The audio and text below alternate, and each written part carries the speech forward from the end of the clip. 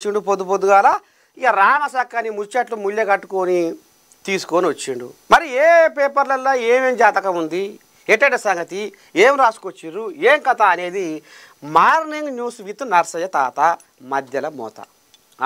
ఇక కానిద్దాం. మహాపత్రికను తీసుకొని వచ్చిన ఇక ఇంట్లో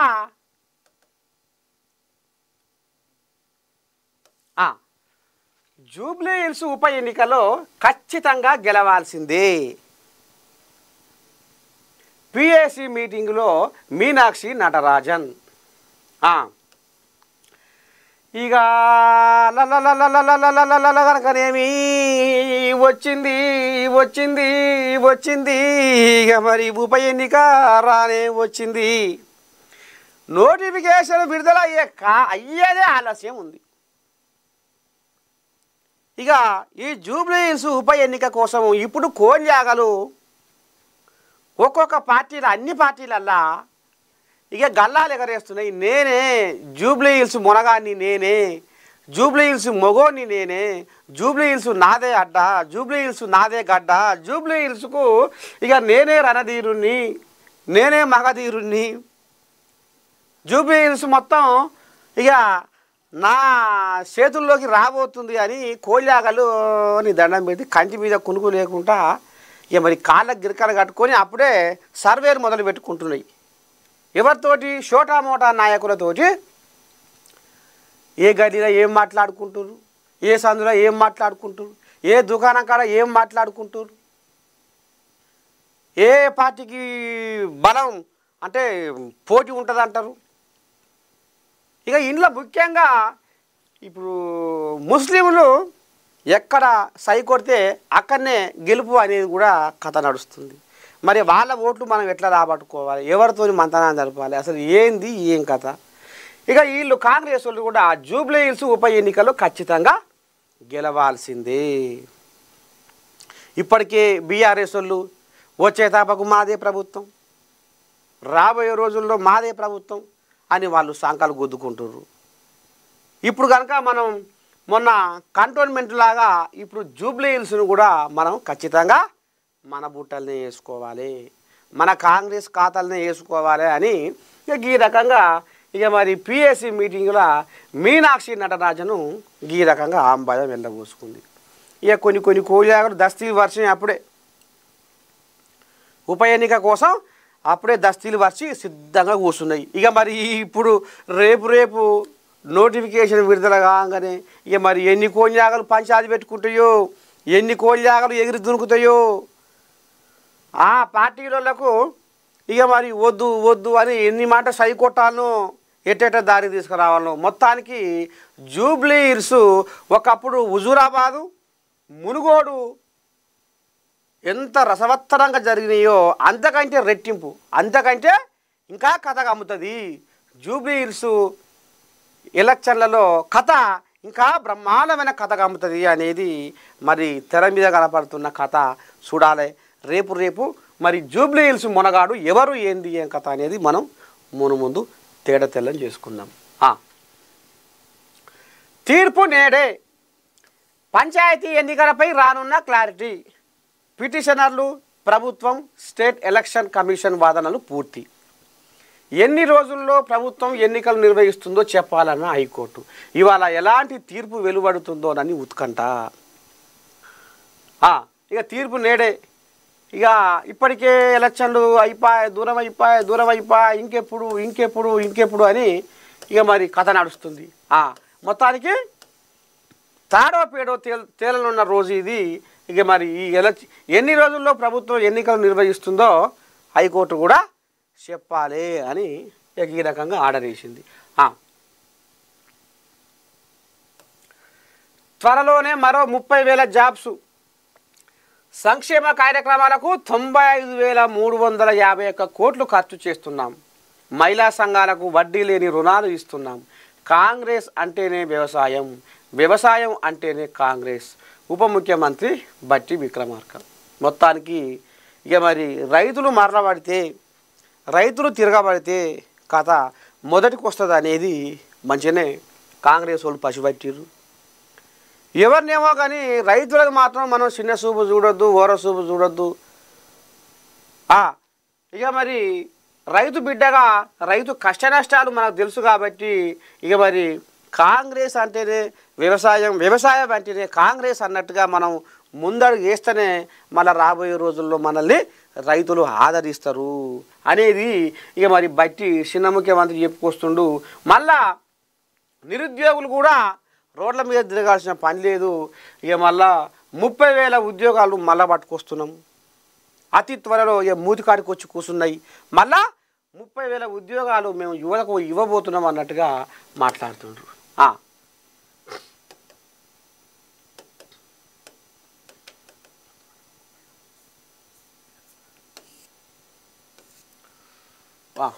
ఇకపోతే అసెంబ్లీలో చర్చకు కేసీఆర్ సిద్ధమా? అసెంబ్లీలో చర్చకు కేసీఆర్ సిద్ధమా? గోదావరి జలాలపై సీఎం రేవంత్ సవాల్. ఆధారాలు మీ సంతకాలతో చర్చకు వస్తా. ఒకరోజు గోదావరి, మరో రోజు కృష్ణా జలాలపై చర్చకు రెడీ. దమ్ముంటే చర్చకు రా. వ్యవసాయాన్ని పండుగ చేశాం, రైతు భరోసా పూర్తి చేశాం, రైతుల ఆశీర్వాదం వల్లే నేను సీఎం అయ్యా. రాష్ట్రం దివాలా తీస్తే ఆ ముగ్గురు ఎలా సంపన్నులయ్యారు? గోదావరి జలాలపై అసెంబ్లీలో చర్చకు కేసీఆర్ సిద్ధమా అని సీఎం రేవంత్ రెడ్డి సవాల్ విసిరారు. అసెంబ్లీలో చర్చ కోసం స్పీకర్కు లేఖ రాయాలి. కేసీఆర్ చెప్పిన తేదీన అసెంబ్లీలో చర్చ చేపట్టే బాధ్యతను మంత్రి శ్రీధర్ బాబు తీసుకుంటారు. ఆధారాలు సంతకాలతో అసెంబ్లీలో చర్చకు వస్తా. కేసీఆర్ సిద్ధమా? ఒకరోజు గోదావరి జలాలు, రెండో రోజు కృష్ణానది జలాలు చర్చిద్దాం. గతంలో సంతకాలు చేసిన కాగితాలు అసెంబ్లీ ముందు ఉంచుతా అని సీఎం అన్నారు. రైతు భరోసా కార్యక్రమం విజయవంతంగా పూర్తయిన సందర్భంగా సచివాలయం ఎదురుగా రాజీవ్ గాంధీ విగ్రహం వద్ద రైతు నేస్తం కార్యక్రమాన్ని నిర్వహించారు. ఈ సందర్భంగా రేవంత్ రెడ్డి మాట్లాడిండు. మొత్తానికి నువ్వు సిద్ధమా? ఇక బీఆర్ఎస్ కోళ్ళాగలు నోరు తెరిస్తే ఏమంటున్నాయి అయ్యా అంటే,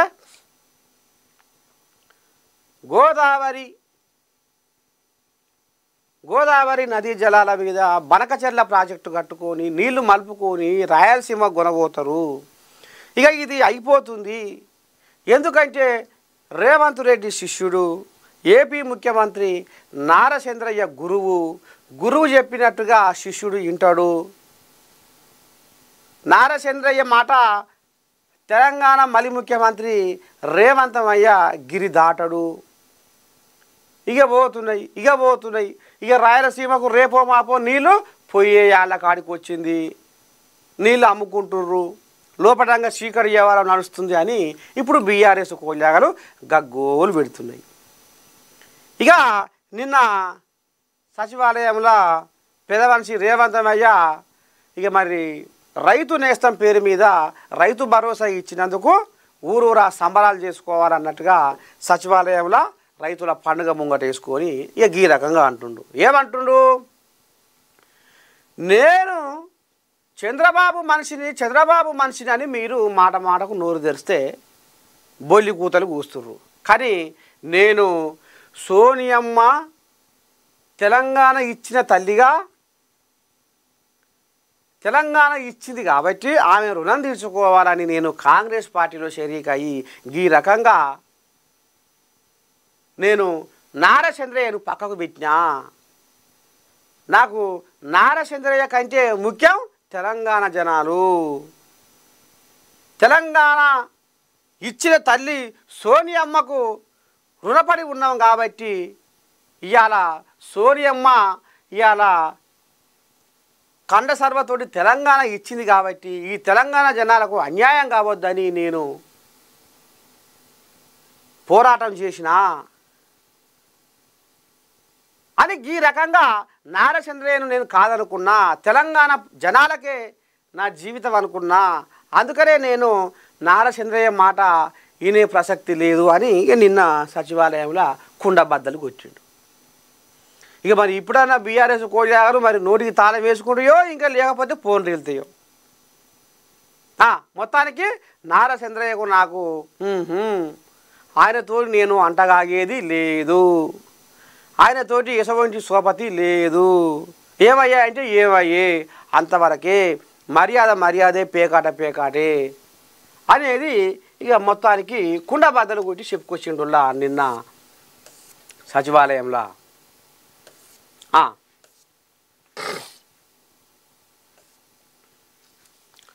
ఇక ఈటల వచ్చిండు. ఫోన్ ట్యాప్ వల్లే బీజేపీ ఓటమి, సినీ ప్రముఖుల ఫోన్ కాల్స్ వినడం దారుణం, కాంగ్రెస్ ప్రభుత్వం కూడా పాల్పడే అవకాశం ఉంది. ఈటల ఫోన్ ట్యాపింగ్ కేసులో సిట్ ముందు వాంగ్మూలం ఇచ్చిన బీజేపీ ఎంపీ. ఎస్ఐబి మాజీ చీఫ్ ప్రభాకర్ రావు ఎవరి ఆదేశాలతో ఫోన్లు ట్యాపింగ్ చేశారని మల్కాజ్గిరి ఎంపీ ఈటల రాజేందర్ ప్రశ్నించారు. ఫోన్ ట్యాపింగ్ కేసులో సిట్ ముందు వాంగ్మూలం ఇచ్చిన అనంతరం ఆయన మీడియాతో మాట్లాడారు. మా పార్టీ నాయకుల మధ్య జరిగిన సంభాషణను కూడా కాల్ డేటాలో చూపించారు. హుజూరాబాద్లో 2023లో గజ్వేల్లో పోటీ చేసినప్పుడు దుర్మార్గమైన పద్ధతిలో నా ఫోన్ ట్యాప్ చేశారు.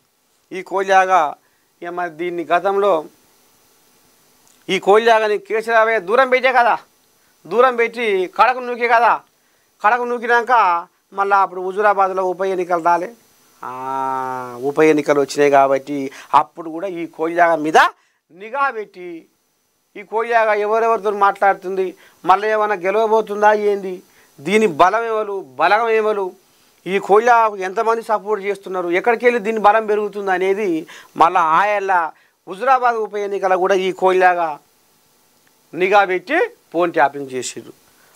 ఇక మళ్ళీ ఈ తర్వాత 2023 గజ్వేల్లో కూడా పోటీ చేసినప్పుడు కూడా ఈయన కథ మొత్తం మళ్ళా ఫోన్ ట్యాప్ చేసిరట. ఎవరెవరితో మాట్లాడింది ఏం జరిగిన కథ మొత్తం కుండబద్దలు కొట్టి విన్నారట. మొత్తానికి ఇప్పుడు ఈ కోల్యాగా ఏమంటుంది, ఈటెల రాజేందర్ ఏమంటుందంటే ఫోన్ ట్యాపింగ్ అనేది చేయకపోతే మా బీజేపీ గెలుసు, ఇవాళ ఫోన్ ట్యాపింగ్ వల్లనే బీజేపీ ఓడిపోయింది అనేది కూడా తెర మీదకి తీసుకొస్తుండు ఈ పెద్ద మనిషి.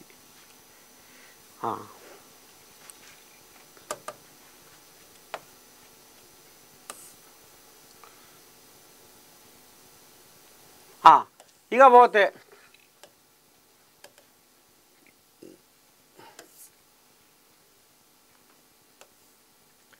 ఇన్ఛార్జి మంత్రులదే బాధ్యత, పని చేస్తే ప్రమోషన్, చేయకపోతే డిమోషన్, చేయకపోతే డిమోషన్. పార్టీలో క్రమశిక్షణ దాటితే వేటు తప్పదు, పదవుల కోసం ధర్నాలు చేస్తే ఊరుకోం, 10 ఏళ్ళు అధికారంలో ఉంచే బాధ్యత నేనే తీసుకుంటా. ముఖ్యమంత్రి Revanth Reddy strong warning. PCC రాజకీయ వ్యవహారాల కమిటీ సమావేశంలో పాల్గొన్న సీఎం. మొత్తానికి ఇక ముఖ్యమంత్రి రేవంత్ రెడ్డి మాత్రం ఈ రకంగా మంత్రుల పనితీరుపై అసంతృప్తి వ్యక్తం చేశారు. ఆయా జిల్లాల్లో నామినేటెడ్ పదవులు భర్తీ చేసే బాధ్యత ఇన్ఛార్జి మంత్రులకు అప్పగించినా ఎందుకు చేయడం లేదని ప్రశ్నించారు. స్థానిక సంస్థల ఎన్నికల్లో 99% సీట్లు గెలిచేలా ఇన్ఛార్జి మంత్రులే బాధ్యత తీసుకోవాలని ఆదేశించారు. జిల్లా ఇన్ఛార్జి మంత్రులకు నిధులు ఇచ్చామని వాటిని సరిగ్గా ఎందుకు ఆయా జిల్లాల్లో ఉపయోగించడం లేదని ముఖ్యమంత్రి రేవంత్ రెడ్డి ప్రశ్నల వర్షం కురిపించారు. మంత్రి పదవుల కోసం కొంతమంది కాంగ్రెస్ నేతలు ధర్నాలు చేయించడంపై ముఖ్యమంత్రి రేవంత్ రెడ్డి సీరియస్ అయ్యారు. అమ్మో, పార్టీలో క్రమశిక్షణ దాటితే వేటు తప్పదని హెచ్చరించారు. ముందు అందరికీ పని అప్పగించాలి, పదవులు వచ్చిన వారు తెలంగాణ రాష్ట్రమంతా తిరగాలని ఆదేశించారు. పదవులు అడగడం తప్పు లేదు, కానీ నిరసన ఉందాగా ఉండాలని సూచించారు.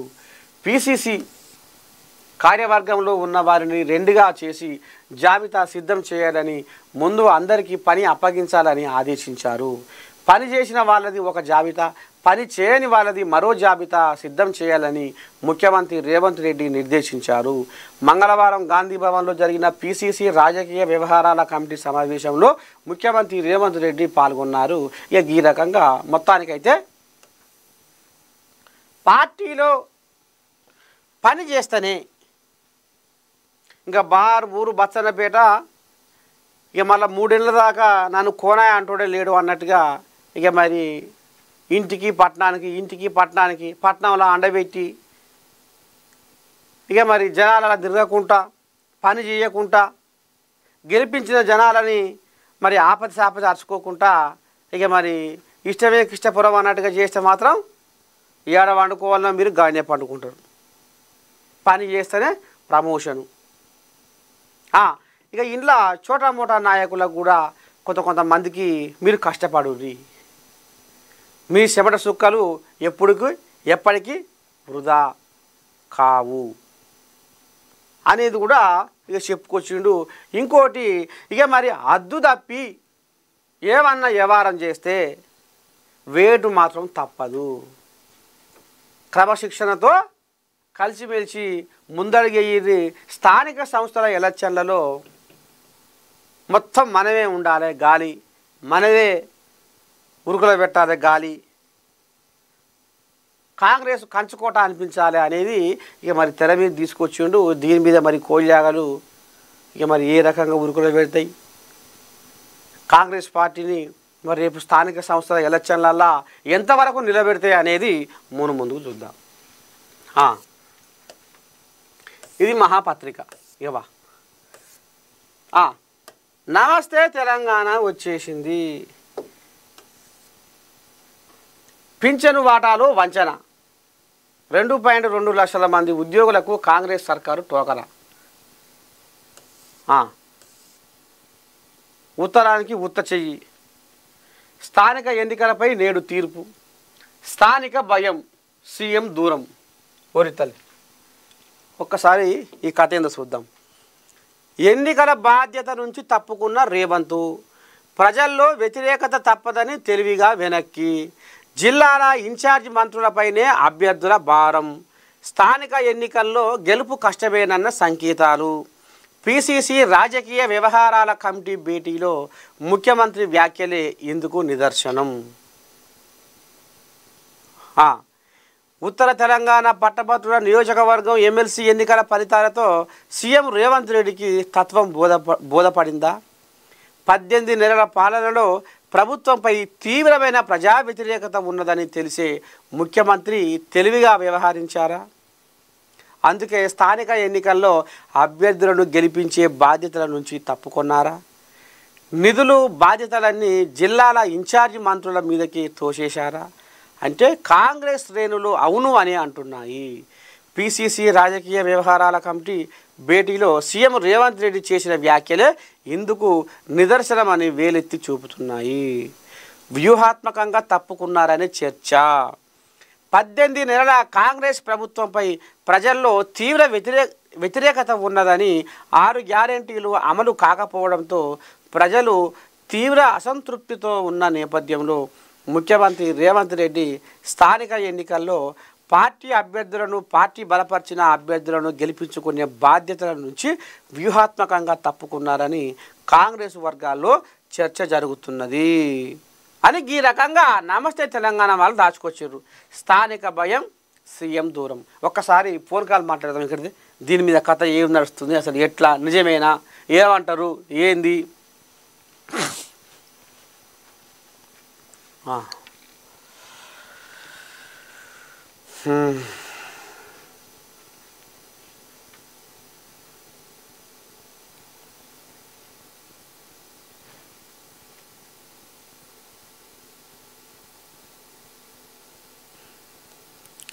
సోషల్ మీడియా లేదా తెలియని గ్రూప్స్ నుండి పెట్టుబడి చిట్కాలు తీసుకోకండి. అవి సైబర్ నేరగాళ్లు మీ సేవింగ్స్ ఖాళీ చేసే పన్నాగాలు కావచ్చు. ఇలాంటి సంఘటనలు స్థానిక భయం, సీఎం దూరం 1930 కి రిపోర్ట్ చేయండి. ప్రజా ప్రయోజనార్థం జారీ చేసిన వారు మినిస్ట్రీ ఆఫ్ హోమ్ అఫైర్స్.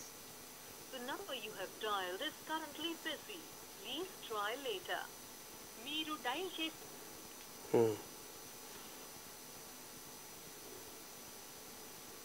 ఒక్క నిమిషం.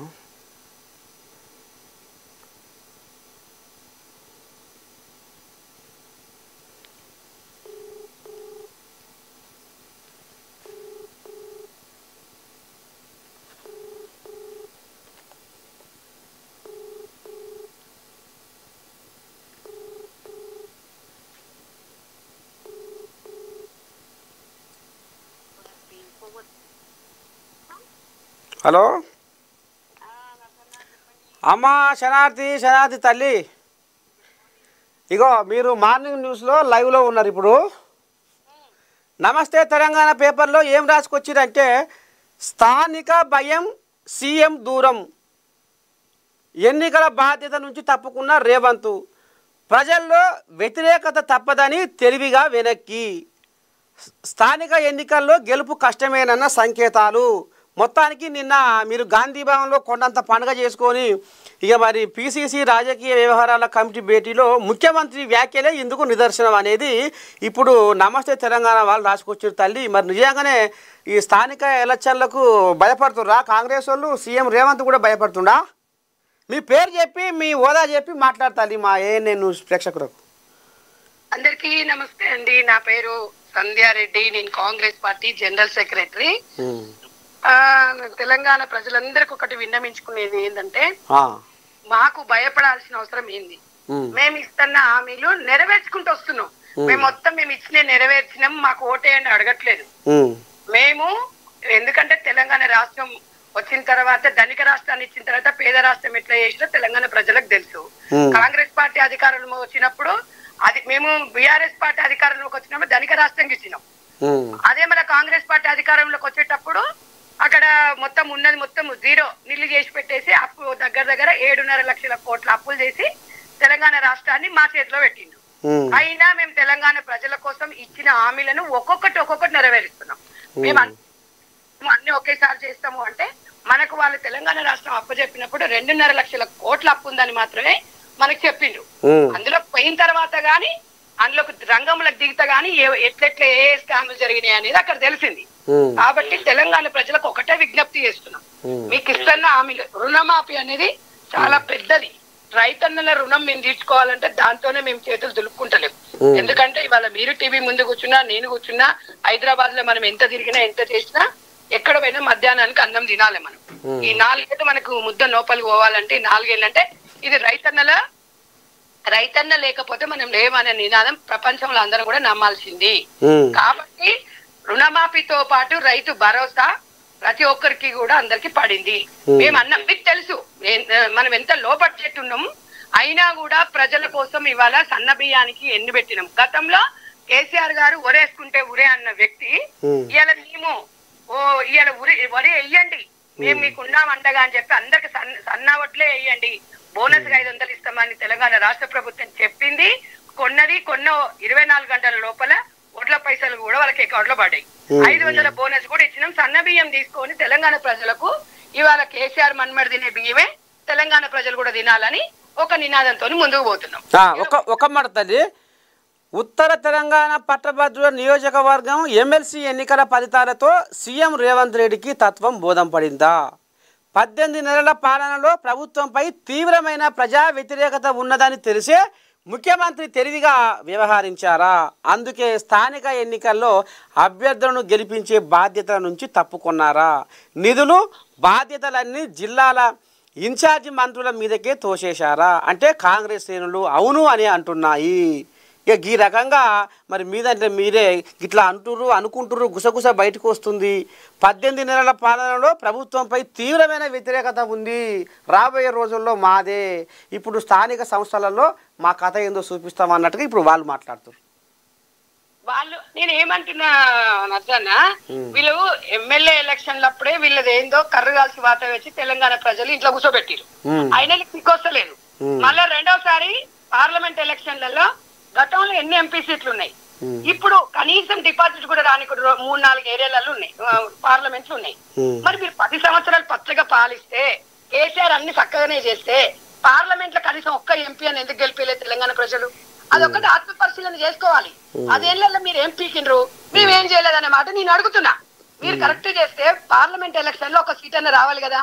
ఇప్పుడేదో డిపాజిట్ రాదు గ్రామాలకు, అసలు గ్రామాలకు మీ బీఆర్ఎస్ నాయకులు పోయే పరిస్థితి ఉందా? అంటే మేము అన్న హామీలను నెరవేర్చుకుంటూ వచ్చి, అవునండి రేవంత్ రెడ్డి గారు ప్రతి ఒక్కరు బాధ్యత పంచుకోవాలన్నాడు. నాకు సంబంధం లేదు, నేను గెలిపియను, నేను రాను అనే మాట కాదు, ప్రతి ఒక్కరిని కూడా భాగస్వామ్యం చేయాలన్న దాంతోనే ఇలా పిసిసి కార్యవర్గం కూడా వేసి మాలాంటి జనరల్ సెక్రటరీ, వైస్ ప్రెసిడెంట్లను కూడా జిల్లాకి 2 పంపించి ప్రతి కార్యకర్తకి, అంటే మాకు ఓటేసిన వాళ్ళే కాదు, ప్రతి వ్యక్తికి, ప్రతి తెలంగాణ ప్రజల ప్రతి ఒక్క వ్యక్తికి మనం ఇచ్చే ప్రభుత్వ పథకాలు వాళ్ళకి చేరాలని చెప్పేసి మమ్మల్ని వారధిగా వెళ్ళమన్నారు.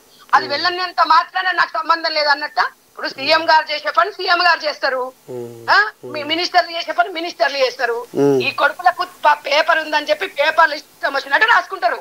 అలాగే కదా, ఏమన్నా వాళ్ళు ఏమైనా కష్టపడి సంపాదించిన సొమ్మ అది. పేపరు ఇవాళ టీవీ న్యూస్ అంతే తప్ప ఇంకా తెలంగాణ రాష్ట్రంలో ప్రజలకు తెలియదా? ఇలా రైతులు హర్షం వ్యక్తం చేస్తున్నారు. లేటుగా అయినా సరే ఇచ్చిండ్రు, వాస్తవమే కదా. నిజంగా లోటు బడ్జెట్ ఉంది సరే, 100 రూపాయల 200 1000 2000 కాదు కదా, ఆయన ఎడికెళ్ళి తెస్తారు. తెలంగాణ ప్రజలు అర్థం చేసుకుర్రు. ఇప్పుడు స్టార్ట్ అయ్యిందిగా 100% మనం ఎట్లా పోవాలనేది.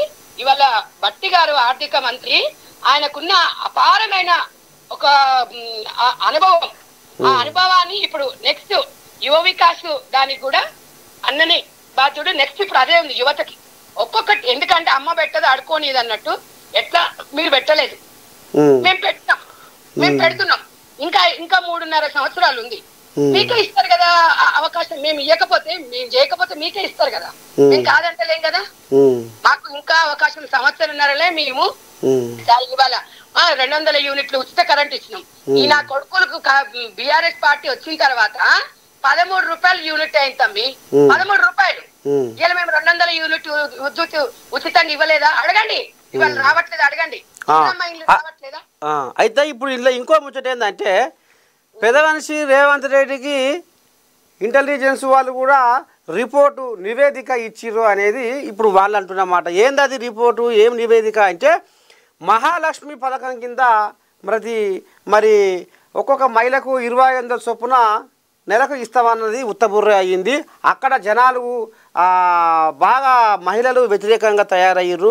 ఇక మళ్ళీ ఇంకోటి పట్టణంలోనేమో ఈ హైడ్రా తీసుకొచ్చి హైడ్రాతోటి కూడా మరి ఆ ప్రభుత్వం పైన పెద్ద వ్యతిరేకత తయారైపోయారు జనాలు అన్నట్టుగా మాట్లాడుతున్నారు. ఇట్లా రేపు స్థానిక సంస్థల ఎలక్షన్లల్లో కాంగ్రెస్కు బలం తగ్గే అవకాశం ఉంది. ఈ నివేదిక స్వయాన ఇంటెలిజెన్స్ వాళ్ళు ఇచ్చిర్రు అనేది కూడా వాళ్ళు నమస్తే తెలంగాణ వాళ్ళకి ఇట్లా చెప్పుకొస్తారు. తల్లి నమస్తే తెలంగాణ 100 రాస్తుంది 100. ఇప్పుడు నమస్తే తెలంగాణ పేపర్ ఎవరు నమ్ముతుంది స్వామి? మీరు చెప్పండి. వాళ్ళు మాట్లాడు ఇంటెలిజెంట్ వాళ్ళు ఇచ్చిరు, ఇచ్చిరా? ఎవరు పిఆర్ఎస్ వాళ్ళు ఇచ్చిరా? మరి కాదు, ఇంత చెప్తున్నారు. తెలంగాణ ప్రజలు మీరు కూడా అర్థం చేసుకోండి. నేను ఒక మాట చెప్తున్నా, మరి ఈ కాంగ్రెస్ లో అది కూడా రేవంత్ రెడ్డి గారు చేసిరా? అంటే 49 కోట్లు ఎవడప్ప సొమ్మని చెప్పి అకౌంట్లకు ట్రాన్స్ఫర్ చేసుకున్నారు తెలంగాణ ప్రజలు. మరి అది రాసుకోడు ఎందుకో? అది రాసుకోడు, అది ప్రూఫ్ ఉంది కదా. అట్లాంటివి ఎందుకో చెప్పరు? అరే ఇప్పుడు ఊర్లలోకి పోతే తెలుస్తుంది. మేము ఊర్లలోకి పోయి మేము అడిగిన తర్వాత మాట్లాడరు. మీరు పోయి ఎవరికి భరోసా ఇస్తున్నారు? ఇప్పుడు మీ దగ్గర ఉన్న 37-38 మంది ఎమ్మెల్యేలను మీరే కాపాడుకోలేకపోతున్నారు. ఎవరి వాళ్ళకి భద్రత లేదు. మరి మా కాంగ్రెస్ వాళ్ళని అంటురేంది? కాంగ్రెస్ పార్టీని అనడం కాదు, అసలు మీ గెలిచిన ఎమ్మెల్యేలకు మీరు సమయం ఇస్తున్నారా? వాళ్ళతో మీరు చర్చిస్తున్నారా? పార్టీ ఎందుకు ఓడిపోయింది అనేది ఎప్పుడైనా సంస్కారగతంగా ఎప్పుడైనా కూర్చొని మీరు మాట్లాడుకున్నారా? ప్రజలకు ఎందుకు అని మీరు ఎప్పుడైనా ఆలోచించిరా? ఎంతసేపటికి రేవంత్ రెడ్డి సీఎం అయినప్పటి నుంచి కళ్ళల కాకులు పొడుచుకొని ఒకటే రేవంత్ రెడ్డి గారి మీద అంటారు. మీరు ఎంత బంతిని ఎంత నాల కొట్టాలంటే అంత పైకి లేసింది. రేవంత్ రెడ్డి గారిని తెలంగాణ ప్రజలు ఆశీర్వదించారండి. బీఆర్ఎస్ పార్టీ కల్వకుంట్ల ఫ్యామిలీ ఎన్ని మాట్లాడుకున్నా మస్తు మరుగుతుంటాయి. అవన్నీ మనం పట్టించుకొని ముందు పోతే మనం ముందు పోలేము. కాబట్టి మనము ఏ గవర్నమెంట్ ఉన్నా కొద్దిగా గొప్ప వ్యతిరేకత అనేది కామన్. ఎందుకంటే అందరినీ సాటిస్ఫై చేసే ప్రభుత్వాలు కానీ ప్రతి ఒక్క మనిషి కానీ ఇంట్లో 3 బిడ్డలు ఉంటేనే 3కి సమానంగా చూడలేక తండ్రి ఇబ్బందులు పడుతుంటాడు ఒక్కొక్కసారి. కాబట్టి ఇవన్నీ మనం బేస్ చేసుకుంటూ ముందుకు పోవాలి. తెలంగాణ ప్రజలు మమ్మల్ని అర్థం చేసుకున్నారు. నేను ఒకటే అడుగుతున్నానండి, తెలంగాణ ప్రజలు తెలంగాణ ఇచ్చినప్పుడు కాంగ్రెస్ పార్టీ ఇచ్చింది తెలంగాణ సోనియమ్మ, అయినా మాకు ప్రభుత్వం అధికారం మాకు ఇవ్వలేదు ప్రజలు. మేము బాధపడ్డామా? మేము అనలే కదా. సరే, ఉద్యమకారులు తెలంగాణ ఉద్యమము ములికి ఉద్యమం ఉంది, తెలంగాణ ఒక కళ అనేది తెలంగాణ ప్రజలు ఆ రోజు టిఆర్ఎస్ పార్టీ తెలంగాణ కోసం పుట్టింది అని చెప్పేసి ఇవాళ తెలంగాణ ప్రజలు మీకు అవకాశం ఇచ్చారు. మీరేం చేసిరు? టిఆర్ఎస్ పార్టీని బీఆర్ఎస్ గా చేసుకున్నారు. తెలంగాణతో పేగుబంధమే తెగిపోయింది. నిజంగా తెలంగాణ కోసమే తెలంగాణ ప్రజలే ఊపిరి, తెలంగాణ ప్రజలే ఆయన ప్రాణం. తెలంగాణ ప్రజలు ఇప్పుడు అవకాశం లేకపోయినా మళ్ళీ నాకు ఇవ్వండి అని చెప్పి ప్రజలలోకి వచ్చి ఏమైనా తిరిగిందా? లేదు. ఇవాళ తెలంగాణలో అస్తిత్వం కోల్పోయిన వాళ్ళు ఏ రోజైతే బీఆర్ఎస్ పార్టీ అనేది పెట్టుకున్నారో ఆ రోజే తెలంగాణ అస్తిత్వాన్ని కోల్పోయిండ్రు. వాళ్ళకి మాట్లాడే నైతిక కూడా లేదు. నువ్వు ఎప్పుడు ఏ ఎమ్మెల్యే పోయి భరాతతోని గజ్వేల్లో ఎమ్మెల్యే గెలిచిన తర్వాత గజ్వేల్ ప్రజలు ఏం పాపం చేసుకున్నారండి? ఒక్కసారి వాళ్ళని పోయి మందలించే దాఖలా లేదు. అది రాసుకోడు నమస్తే తెలంగాణడు. అక్కడ ప్రజలు ఎవరు పట్టించుకోవాలి? దళితులు వాళ్ళ వాళ్ళ వాళ్ళ దౌర్భాగ్యం ఏంటంటే కేసీఆర్ ఎన్నుకోవడమా? అంటే గజ్వేల్లో సమస్యలు ఉండవా సార్? చెప్పండి. మరి ఆ సమస్యను ఎవరు పరిష్కరించాలి? ఎమ్మెల్యే చేయాల్సిన ఇప్పుడు ఎవరు చేయాల్సిన పని వాళ్ళే చేయాలి. వాళ్ళు ఏమంటారు అంటే బీఆర్ఎస్ వాళ్ళు ఏమంటారు అంటే ముక్కు కోసిన మొదటి మొగడే మంచోడు. ఇక మరి మేము ఏదో అనుకున్నాం కానీ ఇక ఇప్పుడు ఏమిట్లకి ఏమి లేదు. రేపు రాబోయే రోజుల్లో స్థానిక సంస్థల ఎలక్షన్లలో మా బలమేందో చూపిస్తాం, మా బలమేందో చూపిస్తాం, జనాలు మా దిక్కే ఉన్నారని ఇప్పుడు బీఆర్ఎస్ వాళ్ళు అంటారు. అట్లా కాదా పీకిరితి. ఇక ఇప్పుడు ఎమ్మెల్యే ఎలక్షన్ లో ఎంపీ ఎలక్షన్ లో పీకన వాళ్ళు ఇప్పుడు వచ్చి మరి అది పొడిచి చూపించాలి. మరి వీళ్ళు ఎంతకు ముందు ఏం చేసిరో మరి వీళ్ళు ఊరికనే వీళ్ళు అనే మాటలు గాలి మాటలు కాదాడ. గాలి మాటలు పోరాదయ్యా ఉంటే ఇప్పుడు అట్లెందుకు పోరాదు? ఫస్ట్ గజ్వేల్ పోరాదు. ఎవడొద్దన్నాడు? గజ్వేల్ నీ ముఖానికి తిన్నాడని పోయిదా కేసీఆర్? ఒకవేళ కేసీఆర్ ఆరోగ్యం బాగాలేకపోతే అక్కడ ఇన్ఛార్జ్ ఎవరినైనా పెట్టొచ్చుగా. అక్కడ ఉన్న ప్రజల సమస్యలు తెలుసుకోవచ్చు. మేము చూస్తున్నాం ఇవాళ, మేము అన్ని మేమే చూస్తున్నాం. మీరు చూస్తున్నారా? గెలిపించిన దగ్గరనే మీకు పొడవలేదు, బయట వచ్చి పొడుస్తామని చెప్తుర్రు. ఎవడొద్దన్నాడు మిమ్మల్ని? తెలంగాణ ప్రజల తరపున మేము నిలబడతాం. మేము ఏమైనా వద్దన్నామా? ఊరికనే వాపం చూసి బల్ప్ అనుకుంటారు. వీళ్ళది ఎప్పుడంటే అండి బీఆర్ఎస్ కల్వకుంట్ల ఫ్యామిలీ వాపం చూసి బల్ప్ అనుకుంటది. కానీ ప్రజలు చాలా తెలివైన వాళ్ళు. ఎంత బాపు అట్ట బాపు ఏక్ నెంబర్ బేటా దో నెంబర్ అన్నట్టు బాపు బాపు బాపు అంటారు కదా. మరి బాపు అంత పొడిస్తే బాపుని ఎందుకు ఇంట్లో కూర్చోబెట్టిరు? చెప్పండి. మరి అది చెప్పాలి కదా. సంవత్సరంన్నరనే తెలిసిపోయిందా? 10 సంవత్సరాలు తెలంగాణ ప్రజలు బాపుకి ఇచ్చారు సమయం. ఇక బాపు ఏం చేయలేడని తెలంగాణ ప్రజలకు తెలిసింది. మళ్ళీ ఏం పడుస్తాడు? గింత జరుగుతున్న ఒక్కసారైనా నాయకుడు బయటకు వచ్చిందా? చెప్పండి నర్సయ్య తాత గారు. ఎందుకు రాలేదు? అసలు ఫస్ట్ మనిషికి డబ్బు కాదండి, మనిషికి ఒక బాధ్యత, ఒక భరోసా కల్పించాల్సిన నాయకుడు ఎవరైనా వచ్చిండ్రా? ఇవాళ బీఆర్ఎస్ పార్టీలో అసలు పార్టీ పరిస్థితి ఎట్లుందంటే ఇక్కడ ఎవరు అసలు? కేటీఆర్ నాయకుడా, హరీష్ రావు నాయకుడా, కవిత నాయకుడా, కేసీఆర్ నాయకుడా అనేది నాయకత్వం లోపమే లేదా? నాయకత్వం లోపం కనిపిస్తుందా? మిమ్మల్ని తెలంగాణ ప్రజలు ఎక్కడ నమ్ముతారు? చెప్పండి. అది అబద్ధమా కాదా చెప్పండి మీరే. మరి ఇక ఇవన్నీ రాసుకుంటాడంటే వాడి చేతిలో పేపర్ ఎందుకు రాసుకుంటాడు? ఏమైనా రాసుకుంటాడు. ఆయన రాసుకున్నంత మాత్రాన ఏమన్నా దాన్ని పట్టుకొని ఏమో చేసేది ఏం లేదు. మనం ప్రజలకు పోవాలి, ప్రజలకు వివరించాలి. ఆలస్యమైంది, మనం అనుకునే కొన్ని లేటుగా అయినా కూడా చేస్తామని చెప్పండి. ఇచ్చిన హామీలు నెరవేర్చామని చెప్పండి. కులం బంగారము మనం అప్పుడు 40,000 42,000 ఉంది నర్సయ్య తాత. 20 లక్షల రూపాయలు అయింది. నువ్వు నేనేమన్నా కలగన్నావా తాత? చెప్పండి.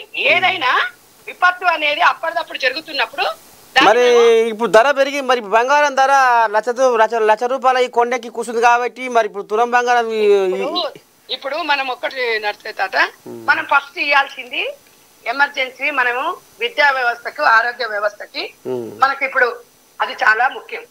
ఆహారం కానీ ఫస్ట్ అయితే మనకైతే ఎమర్జెన్సీ ఉన్నాయి అయితే ఫస్ట్ మనం కట్టుకోవాలి. అవునా? అదైతే చాలా అవసరం మనం అందరం. ఎందుకంటే మన పార్టీని పక్కన పెట్టేసి కొంచెము ఇంగిత జ్ఞానంతో మాట్లాడదాం. ఎందుకంటే ఇప్పుడు ఉంటే పెట్టడానికి ఎవ్వరికి ఇబ్బంది లేదు నర్సయ్య తాత. వాళ్ళు చెప్పింది ఒకటి చేసింది. అయినా మేము పెట్టమని తప్పించుకోవట్లేదు, ఎప్పుడు చెప్పట్లేదు. ఇస్తున్న దానికన్నా ఎక్కువనే ఇద్దాము. ఏ రూపాయి ఉన్నా కూడా తెలంగాణ ప్రజలదే. కాంగ్రెస్ పార్టీలో ₹1 ఉన్న ప్రజలదే. అది కల్వకుంట్ల ఫ్యామిలీ లాగా దాచుకొని తిల్లే. ఆర్ఎస్ఎన్ ప్రాజెక్ట్ 70,000 కోట్లు, గొర్రెల స్కామ్ లో 80,000 కోట్లు, విద్యుత్ దాంట్లో 85,000 కోట్లు అట్లా దాచుకొని తినలా. ఇవాళ 200 యూనిట్ కరెంటు మాపైతుందంటే మహిళలు హర్షం వ్యక్తం చేస్తున్నారు. డ్వాక్రా సంఘాలకు స్కూల్స్ యూనిఫామ్స్ కానివ్వండి, ఆహార భద్రత విషయం కానివ్వండి, డైట్ ఛార్జీలు వేసినాం, మేము పెంచినాం. 13 సంవత్సరాలలో పెంచలేని ఛార్జీలను మేము పెంచుతాం. ఒక్కొక్కటి చేస్తుంటే కళ్ళలో కాకులు పడుస్తారు. చేయనియండి అయ్యా, సీఎం గారు చేస్తున్న చేయనియండి. ఎట్లా మీరు చేయలేదు? చేస్తారని ఎందుకు చేయనియరు? వచ్చిన ఒకరిద్దరికైనా లబ్ధి పొందుతారుగా. లబ్ధి పొందకుండా ఎట్లా చెప్పండి? అదే అసలే చేయట్లేదని కాదు, మెల్లమెల్లగా ఇప్పుడు ఓ బిడ్డ పెళ్లి చేస్తాడు తండ్రి, ఓ 10,000 బంగారం ఒప్పుకుంటాడు. ఆయన స్తోపం దగ్గర ఫస్ట్ 5 పెడతాడు, తర్వాత మళ్ళీ దఫల వారికి పైసలు లాగానే పెడతా అంటాడు. అవునా కాదా మన తెలంగాణ సాంప్రదాయం? చెప్పండి. మరి ఇది కూడా అంతే. ఇయ్యనని ఎప్పుడు ఉండదు. ఇచ్చిన హామీలు నెరవేర్చిన తర్వాతనే ఇంకా 3.5 సంవత్సరాల తర్వాత ఎలక్షన్ల గురించి మాట్లాడు. ఓటు రాజకీయం ఎందుకు తాత మనకు? అయిపోయిందిగా ఎలక్షన్. మన ప్రభుత్వ పాలన గురించి మాట్లాడుకుందాం, పథకాల గురించి మాట్లాడుకుందాం, పిల్లల ఉద్యోగాల గురించి మాట్లాడుకుందాం, తెలంగాణ రాష్ట్రంలో డ్వాక్రా సంఘాల మహిళల గురించి మాట్లాడదాం.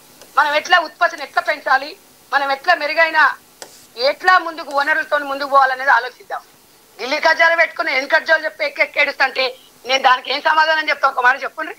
ఒక అభివృద్ధి పథకంలో ఇది పెడదాం, మీరు సలహాలు ఇవ్వండి, ఇట్లా చేద్దాం అని ఉండాలి. ఎంతసేపటికి బెదిరించి మీరు ఓడిపోతారు, మీరు అది చేస్తారంటే ఓడిపోతే మీకే మంచిదిగా, మీకే మంచిదిగా. మిమ్మల్ని ప్రజలు ఆశీర్వదిస్తారుగా. ముందే జాతకం చెప్తారు చిలకజొచ్చు ఫోన్ టార్చర్లు నమ్ముకొని ఇది 30 సంవత్సరాలు మనమే అధికారం ఉంటామని అనుకోరు. ఇట్లా తొలగితో ఎవరు తెలుసు? దేవుడు అనేటాడు ఒకడు ఉంటాడు. తెలంగాణ పిల్లల ఉసులది.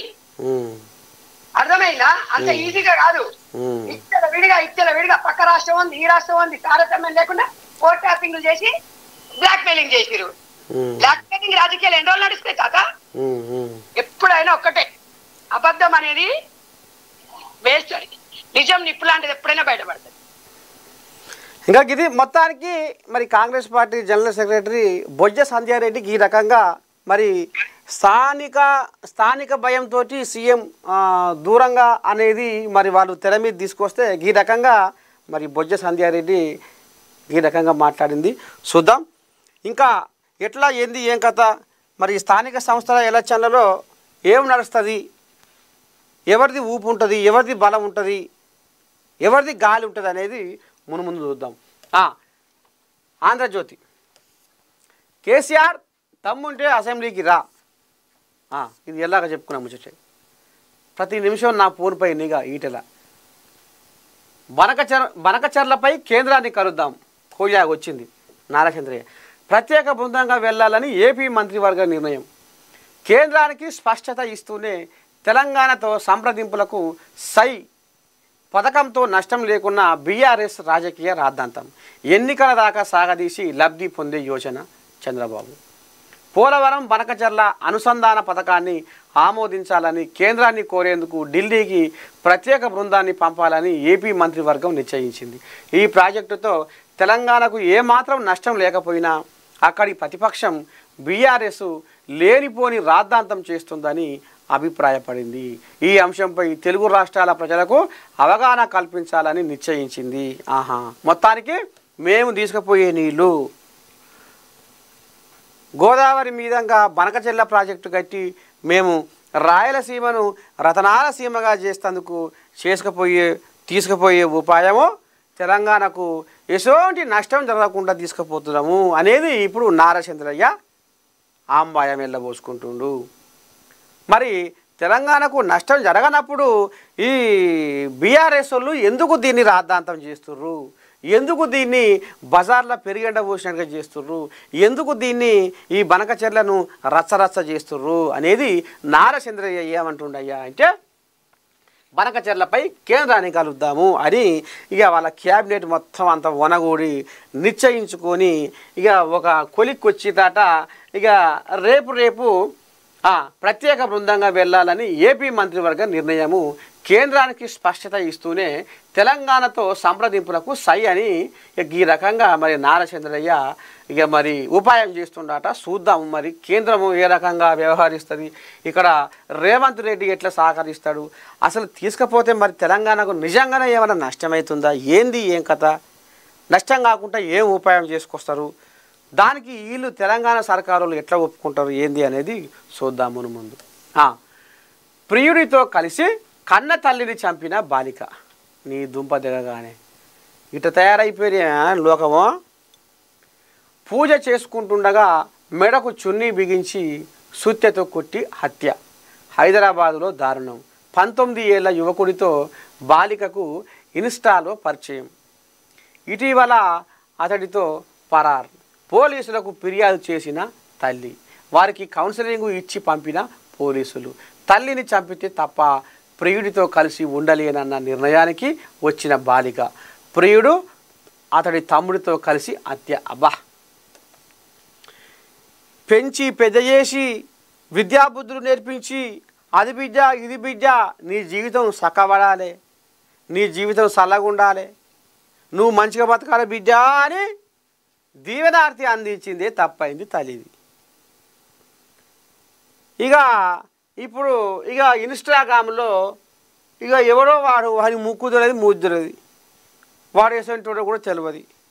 ఇక ఈమె ఆయన ప్రేమ మాయలో మోజులో మునిగి తేలి ఈ రకంగా ఆఖరికి వస్తారకల్లా పోయినోళ్ళు బతుకుర్రి, రెక్కలు వచ్చినాయి బతుకుర్రి, మీ అంతటా మీరు బతుకుర్రి. కానీ మళ్ళా ఇక ఈ తల్లి ఆంబాయం పట్టలేక అయ్యో నా చేతుల్లో నా కాళ్ళ మీద ఉన్న బిడ్డ, నేను కన్న బాధల పడి వసవసాని రెక్కలు ముక్కలు చేసుకొని నేను సాదుకున్న బిడ్డ గిట్టెట్ట తప్పటడుగు చేసిందో ఏమో బిడ్డ, నా బిడ్డ మళ్ళా ఏడ ఖరాబ్ అవుతుందో, నా బిడ్డ సంసారం ఏడ ఇదవుతుందో అని మళ్ళీ ఆ తల్లి ఆంబాయం పట్టలేక పోలీస్ స్టేషన్ మెట్లు ఎక్కింది. ఇక అట్లా ఎక్కిందే ఇప్పుడు పాపం అయింది. అట్లా మెట్లు ఎక్కింది కూడా బిడ్డ కోసమే, బిడ్డ బతుకు దిద్దడానికే, బిడ్డ బతుకు బాగుపడడానికి. ఇక ఆహా నువ్వు ఎట్లా పోలీస్ స్టేషన్ మెట్లు ఎక్కివి, ఏం చేస్తీవి, నువ్వు మాకు అడ్డున్నావు, నేనేం చేయాలని ఇక ఈ రకంగా ఈ పనికి మారింది. ఇక వాడి ప్రియుడితోటి చెయ్యి కలిపి ఉపాయం చేసుకొని ఎటనా చేసి మా అమ్మని చంపాలని ఈ రకంగా పాపం ఆమె ఇంట్లో పూజ చేసుకుంటుంటే ఈ రకంగా వెనకంగా వచ్చి కొట్టి దొంగ దెబ్బ కొట్టినట్టుగా చున్ని బెర్రగా మెడకు ముడేసి సుత్తతోని వచ్చి పాడు చేసి అన్యాలంగా జీవి తీసిరాట.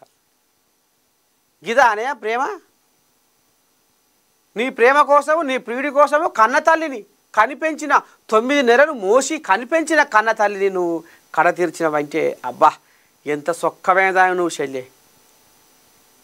నీ బతుకు పాడుబడ. ఇక నువ్వు ఉద్ధరిస్తావు, నువ్వు భూమి మీద బతికి ఉద్ధరించి నువ్వు సంసారం చేసి ఇక నీ దండం పెడితే ఇక 3 పువ్వులు 6 కాయలుగా నీ సంసారం వర్ధిల్తుంది. కర్మ ఎవరిని వదిలిపెట్టది, అంతకంటే ఎక్కువ నువ్వు ఇది అయిపోతావు. కన్న తల్లినే నువ్వు ఈ రకంగా చేసినావంటే, సావుకే అసలు పెట్టినావంటే అబ్బో నువ్వు చిన్న సన్న ఆడదానివి ఏం కావు.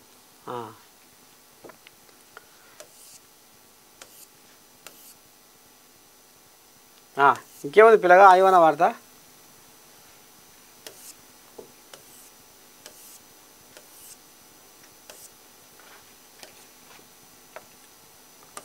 దా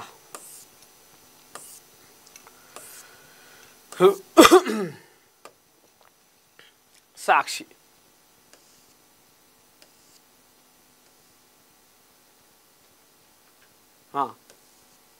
ఇంకేముంది సాక్షిలా అన్ని ఇదేముంది కథ.